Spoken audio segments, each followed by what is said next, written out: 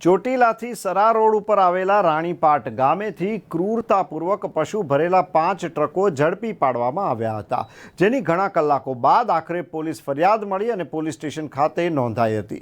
સુરેન્દ્રનગર જિલ્લાના પાટડી તાલુકાના માલવણ તરફથી 5 ટ્રક ભરીને ગાયો અને વાછરડાઓ ભરીને મૂળી તાલુકાના રાણીપાટ તરફ લાવવામાં આવી રહ્યા હતા, જે અંગે બાતમી મળતા ગૌરક્ષકોએ ટ્રક ચાલકોને અટકાવ્યા હતા અને ટ્રકમાં તપાસ કરતા તેમાં ખીચોખીચ ગાયો અને વાછરડા ભરેલા હતા।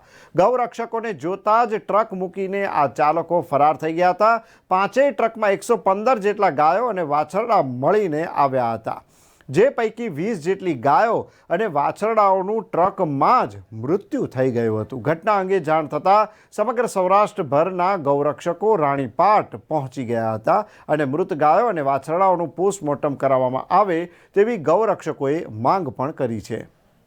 कल देर रात को हमारे गौरक्षकों को इन्फॉर्मेशन मिली थी, झालावाड़ के अंदर सुरेंद्रनगर जिला के अंदर रानीपाट नाम का गांव है, वहाँ 5 आइसर पकड़े गए थे, जहाँ ग्रामीण लोगों ने और गौसेवकों ने साथ में मिलकर 5 आइसर को पकड़ा था, जिनमें निराधार पशुओं गौवंश गौ माता थी, जिसमें टोटल 115 से ऊपर थी, जिसके अंदर इसने बेरहमी से भरा हुआ था, जिसमें कोई घास चारा की व्यवस्था नहीं थी। कसाई जैसे भरते उससे भी करुण अवस्था में गौ माता अंदर मिली थी, जिसमें से 15 से ऊपर गौ माताओं को बेरहमी पर भरा गया था, जिसके कारण गौ माता की मौत हुई थी। उनकी डेड बॉडी वहां से मिली है। फिर हमारे गौ सेवकों ने सभी और हमने भी जिला के पुलिस बड़ा एवं डीवाईएसपी सर, पीआई सर और सभी जितने भी सहकारी अधिकारी है गांधीनगर तक कल रात को हमने फोन लगाए थे। और इसके अंदर जो भी षड्यंत्र में जो लोग इसके अंदर स्कैंडल में छुपे हुए हैं या जिन्होंने भी ये कांड किया है, गौ माता की हत्या की है, जो भी इसके अंदर नाम खुले, पुलिस इसके अंदर तुरंत एफआईआर दर्ज करे। आज 5 घंटे हो गए, पुलिस एफआईआर दर्ज करने में लेट थी।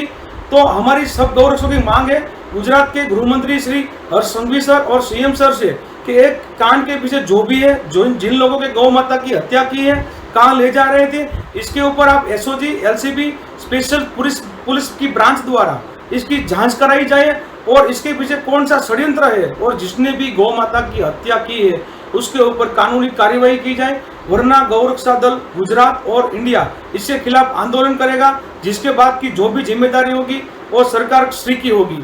कितनी गाय मर गई? करीबन 15 से ऊपर गाय की मौत हो गई है बेरहमी पूर्वक।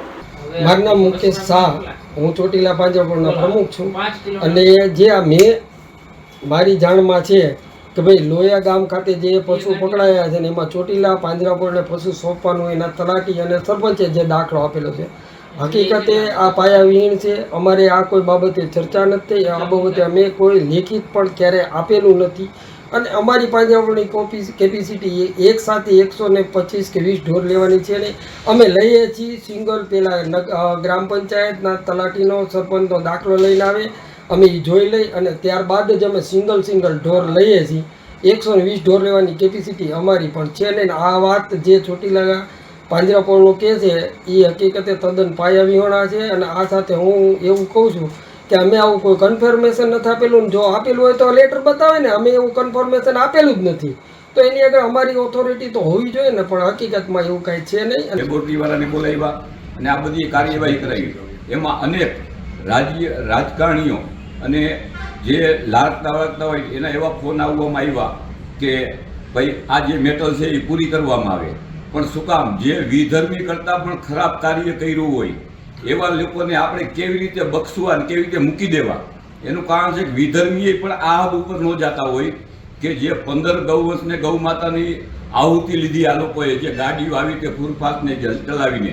અમને તો એવું જાણવા મળ્યું કે બપોરે 3 વાગે ગૌવંશ અને ગાયો ગાડીમાં ભર્યા હતા અને સવારે 5 વાગે ખાલી થયા, ત્યાં લગીની ગાડીઓ એમને ફેરવવામાં આવી, આ પાંજરાપુરથી ઓલીકોર ને ઓલીકોરથી ઓલીકોર, જેના અનુસંધાને આટલા ગૌવંશની મૃત્યુ પામ્યું અને યોગ્ય કાર્યવાહી કરીને અમે મૂળી પોલીસ સ્ટેશનમાં ફરિયાદ આપેલી છે અને અહીંયા ગાડીના ડ્રાઈવરોને અને ગાડીને કબજે કરેલા છે અને આગળની કાર્યવાહી પોલીસ અધિકારી દ્વારા તપાસ કરીને કરવામાં આવશે।